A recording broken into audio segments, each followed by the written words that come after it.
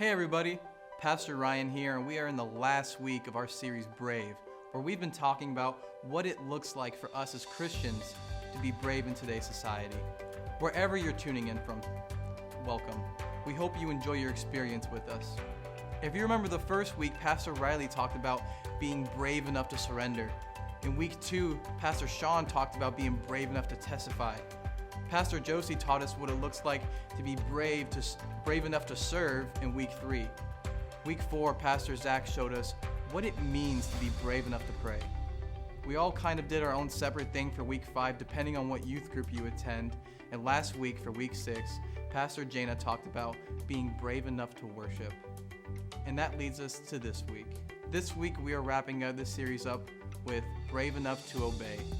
Now, I'm sure when you think of the word obey, you get kind of this weird vibe from it. I know for me, when I think of obedience, I think of dog training. You want your dog to obey your commands. You want them to lay down when you say lay down. You want them to stay when you say stay, and so on. And I think for a lot of us, when we hear you need to obey, we think of ourselves as dogs who are just supposed to obey their master's commands. So I can see how you can get a weird vibe from the word obey. But by the end of this message, I hope that you will see that obedience is a beautiful and amazing word that helps show the relationship between God and His people. We're going to be in Daniel chapter 3 for tonight's message, where we're going to learn about 3 guys who were definitely brave enough to obey. In Daniel 3, we learn about a king named Nebuchadnezzar. And Nebuchadnezzar was not necessarily a good guy. He made a decree that all people will bow down to a gold idol he made to represent a false god. And if that wasn't bad enough, he also would punish anybody who didn't bow down to the idol by throwing them into a blazing furnace to be burned to death. Like I said, he wasn't a great guy. Well, there we see 3 guys named Shadrach, Meshach, and Abednego who were refusing to bow down to the idol. So these 3 guys are brought before King Nebuchadnezzar, and he gives them one more chance to bow down to his idol. He even tells them that if they don't do it, they will be tied up and thrown into the furnace to be burned. But these 3 say, if you want to throw us in the furnace, that's fine. Our God will protect us. But even if He doesn't, we will never bow down to worship your idols. So of course Nebuchadnezzar goes into this rage and orders these 3 men to be tied up and thrown into the fire. And so the guards tie them up and throw them into the furnace. And just when Nebuchadnezzar thinks he's won, check out verses 24 and 25. But suddenly, Nebuchadnezzar jumped in amazement and exclaimed to his advisors, "Didn't we tie up 3 men and throw them into the furnace?" "Yes, your majesty, we certainly did," they replied. "Look," Nebuchadnezzar shouted, "I see 4 men, unbound, walking around in the fire unharmed, and the 4th looks like a god." So when Nebuchadnezzar sees this, he freaks out and orders for the men to come out into the furnace. The 3 of them come out, and not a single hair on their head was singed, and not a single piece of cloth was scorched. From seeing all this unfold in front of him, Nebuchadnezzar does a complete 180 and even goes as far as to say, "Praise the God of Shadrach, Meshach, and Abednego." You see, I'm telling you this because I believe there are 3 truths we can find in this story that relate to us today. We live in a world today that is broken, and we worship a God who is perfect. And it seems so often we are choosing one over the other. And it leads us into the truth number 1, which is our world might not line up with obeying God. In Daniel 3, we see an instance where their society doesn't quite match up with obeying God. Pretty soon, I'm going to ask you to pause the video and discuss with others what is an instance today's world where our society doesn't quite match up with obeying God. But before we do that, let's look at this instance here in Daniel 3. Shadrach, Meshach, and Abednego have a choice to make. They can either bow down to the idol and obey King Nebuchadnezzar, or they could obey God. And for me, I think it would just be easier just to obey Nebuchadnezzar, but instead they take a stand and obey God. So back to the question about today. I know there are a lot of places where we can find obeying the world doesn't quite match up with obeying God. Maybe it would be easier to be dishonest and cheat on the test. Maybe it would be easier to not care about what our parents say, even though Scripture tells us to honor our father and mother. Or maybe we want to go through life living however we want when we know that God has called us to so much more. Whatever it is, Take this time to pause the video and discuss with your family or friends about an example you see today in society that doesn't quite match up with obeying God. Once you're done, go ahead and press play and the video will continue.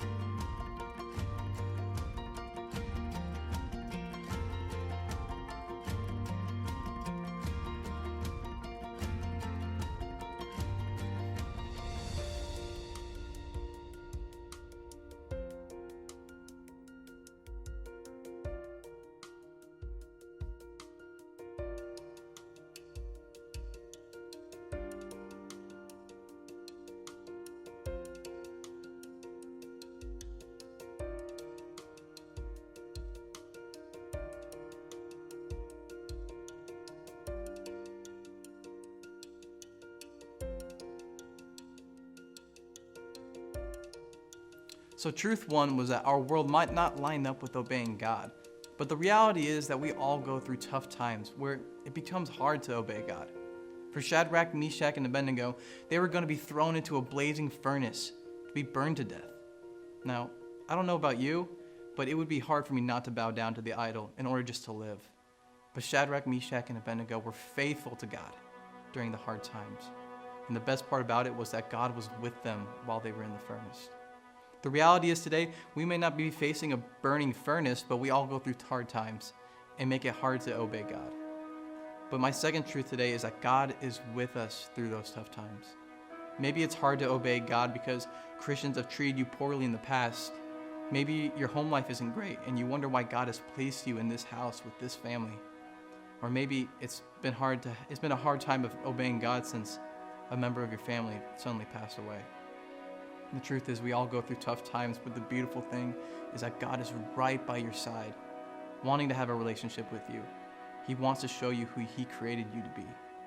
Since He is right by our sides, the only thing we have to do is reach out to Him. He wants you to reach out. But honestly, there may be some of you out there who don't even know what it looks like to reach out to God. And if that's you tonight, reach out to your small group leader, your youth pastor, or you can even email me at ryan@ransom.church, and we would all love to help you see what that looks like. So truth number one was that the world might not line up with obeying God. The second truth is that God is with us through the tough times.